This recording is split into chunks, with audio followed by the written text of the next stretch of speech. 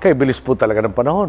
Ito na po ang ikatlong bagong taon na ipagdiriwang ng sambayanan sa tuwid na daan. At hindi po may kakila.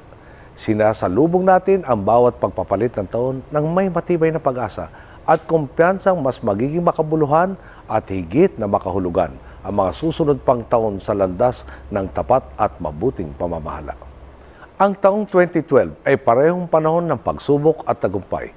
Mailanman lubak sa ating paglalakbay, may mga pilit mang humahadlang sa ating mga positibong hakbang, nanaig pa rin ang adhika nating ituwid ang baluktot na sistema at baguhin ang dinatnan nating kalagayan ng bansa. Kung dati milyong-milyong tonelada ng bigas ang nabubulok sa mga warehouse dahil sa maling pamamalakad, ngayon dahil sa tamang pamamahala, hindi na lamang rice self-sufficiency kundi ang pag-e-export ng matataas na klase ng bigas ang habol natin pagdating ng 2013.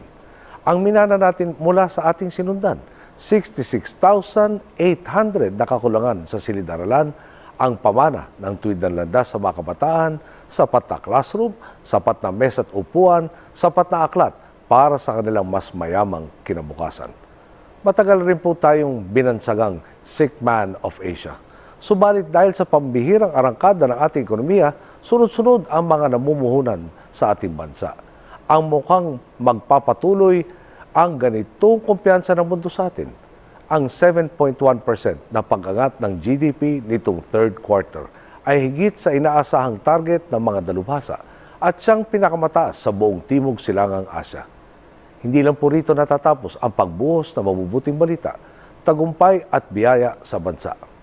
Mula sa patuloy na pag-angat ng all-time high ng Philippine Stock Exchange hanggang sa pagpapanday ng pangmatagalang kapayapaan sa Bangsamoro, mula sa pagliwanag ng libu-libong mga sityo hanggang sa pagkakapasa ng ilang makasaysayang batas, mula sa pagpapantay sa timbangan ng katarungan hanggang sa kahandaan at bayanihan ng sambayanan sa harap ng mga pagsusungit ng kalikasan. Pinapatunayan natin sa buong mundo, basta't handa tayong gawin ang tama at magsakripisyo para sa ating kapwa, basta't sumasagwan tayo ng sabay sa ngalan ng sambayanan, walang pangarap na hindi kayang abutin ang ating bansa. Simula lamang po ito. Sa totoo lang po, ang kaisa-isang limitasyon natin sa tayong ng kaya natin marating ay ang ating ambisyon. Nasa pagtutulungan at tiwala natin sa isa't isa ang susi ng tagumpay. Ang 2013 ay kritikal na yugto sa ating krusada ng pangmatagalang kaunlaran at tuwid na pamamahala. Ngayong bagong taon, mas maigting na pagkakaisa ang kailangan.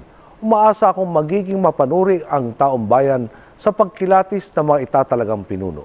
Ang mga pinunong ito ang tutugon sa panawagan nating isulong ang dangal at katapatan sa paglilingkod bayan.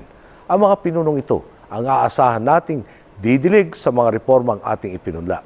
Kaya naman, mahalaga ang ating paninindigan at pagtitimbang kung saang direksyon tutungo ang ating bansa.